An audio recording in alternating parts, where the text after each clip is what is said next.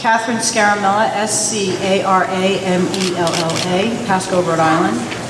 I am opposed to the licensing of this proposed power plant, first because it is not needed and also because it will cause unacceptable harm to the environment of the state and the town of Burrillville, as shown by testimony and advisory opinions that have already been filed with the board.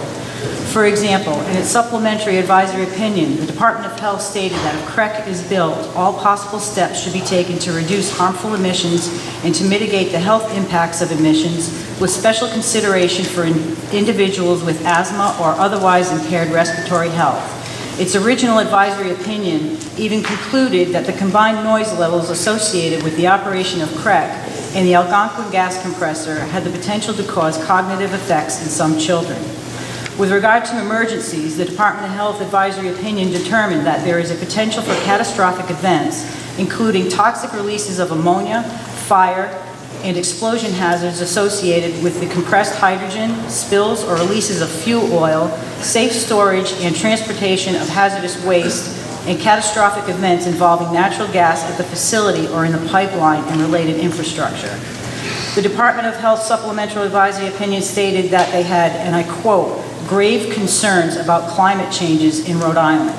It identified health risks in Rhode Island from climate change as including such matter as heat-related morbidity and mortality, increased symptoms of allergy, asthma, and other respiratory diseases, and threats to the food and fresh water supply, among others.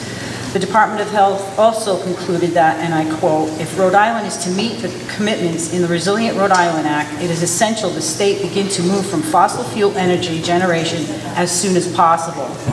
Obviously, rejecting a license for this plant would assist the state in moving away from fossil fuel energy generation as soon as possible. It is also my opinion, as well as the opinion of most of the people in this room and the town, in according to the written